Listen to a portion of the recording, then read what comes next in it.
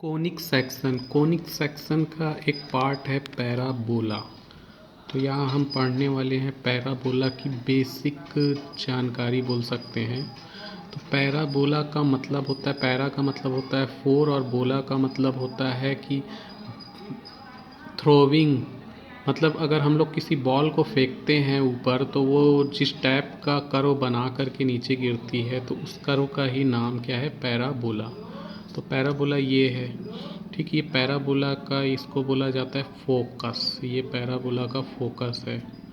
और ये है पैराबोला का डायरेक्ट्रिक्स, ये डायरेक्ट्रिक्स है। और अगर हम लोग यहाँ कोई एक पॉइंट लेते हैं पैराबोला में पी एक पॉइंट लिए और पी से हम लोग लाइन ड्रॉ किए, मतलब यहाँ से पी से परपेंडिकुलर लाइन अगर ड्रॉ करते हैं जिसका नाम है पी एम।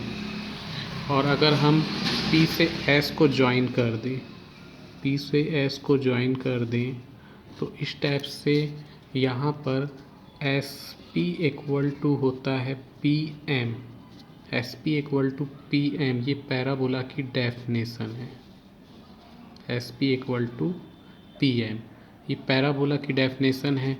इसके अलावा पैराबोला में अगर हम लोग यहाँ पर स्टेप से एक लाइन ड्रॉ करें जो फोकस से होकर पास हो, जिसका नाम हो एल डेस, तो इसे हम बोलते हैं लेटस रेक्टम।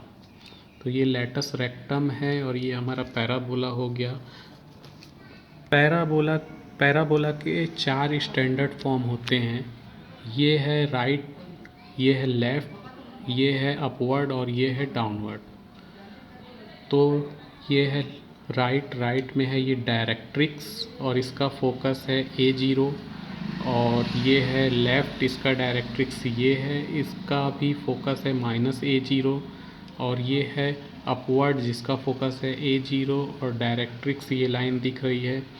और यहाँ भी ये है डाउनवर्ड जिसका फोकस है 0 -A और ये है इसकी डायरेक्ट्रिक्स।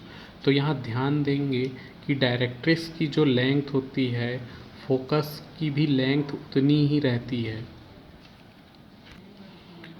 ओ इसके वर्टिसेस हैं, वर्टिसेस ओ है जो कि ओरिजिन ही है और जिसका कोऑर्डिनेट होगा 0 0।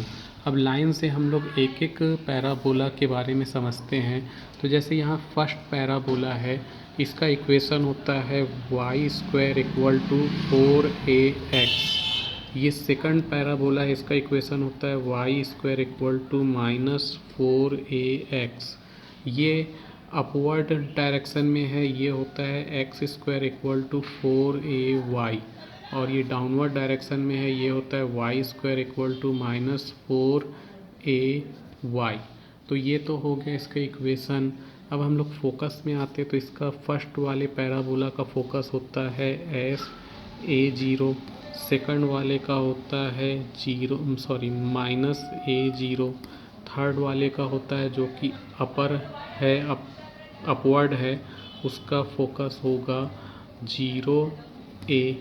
और ये डाउनवर्ड का फोकस होता है 0 -A, ठीक, कोऑर्डिनेट के हिसाब से होगा। अब हम लोग आते हैं इक्वेशन ऑफ डायरेक्ट्रिक्स। तो इक्वेशन ऑफ डायरेक्ट्रिक्स, तो ये फर्स्ट वाला जो राइट पैराबोला है उसमें अगर हम लोग ध्यान दें तो यहाँ पे ये जो डायरेक्ट्रिक्स एक लाइन है और इसकी डिस्टेंस ओरिजिन से पैराबोला से -A है। तो इसलिए इक्वेशन ऑफ डायरेक्ट्रिक्स हो जाएगा x इक्वल टू -A, या इसको बोल सकते हैं x + A equal to 0। Second वाले का हो जाएगा x इक्वल टू, यहाँ पे x equal to A।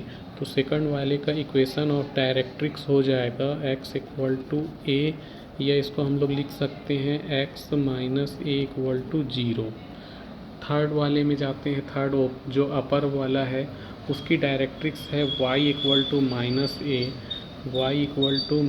-A, या इसको बोल सकते हैं y + A equal to 0। Fourth यानी जो डाउनवर्ड पैराबोला है उसकी डायरेक्ट्रिक्स होगी y इक्वल टू A, या इसको लिख सकते हैं y - A इक्वल टू 0। अब हम लोग इसमें आते हैं थर्ड वर्टेक्स। तो वर्टेक्स तो अभी हमने देखा था, फर्स्ट का भी ये वर्टेक्स 0 0 जो कि ओरिजिन है, सेकंड का भी वर्टेक्स 0 0 जो कि ओरिजिन है, थर्ड का भी वर्टेक्स 0 0 जो कि ओरिजिन है, और ये डाउनवर्ड का भी 0 0 जो कि ओरिजिन है। अब इसके बाद आते हैं हम एक्सिस में।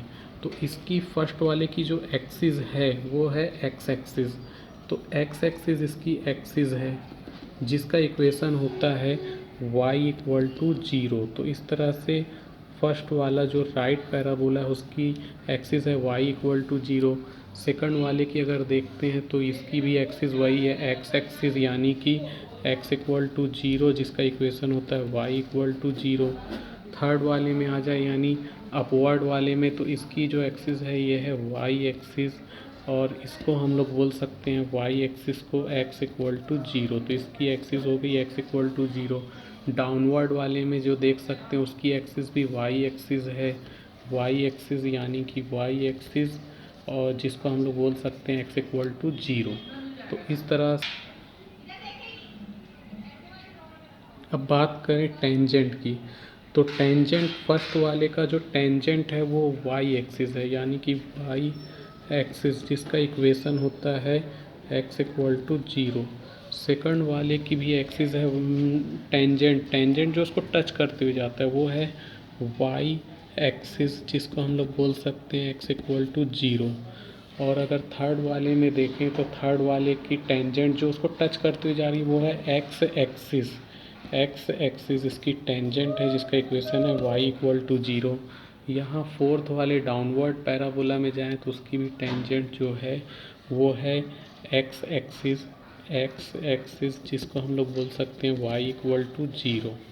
तो इस तरह से y इक्वल टू 0 ये लास्ट के दो पैराबोला के टेंजेंट हैं, और शुरू के दो पैराबोला के टेंजेंट का इक्वेशन है x इक्वल टू 0। अब लास्ट में आता है latus rectum, length of latus rectum. तो फर्स्ट वाले का लेंथ ऑफ लेटस रेक्टम होता है 4a, सेकंड वाले का भी हो जाएगा 4a, थर्ड वाले का भी हो जाएगा 4a, और 5 वाले का भी हो जाएगा 4a। तो इस तरह से हम देख कि हमने पैराबोला के जो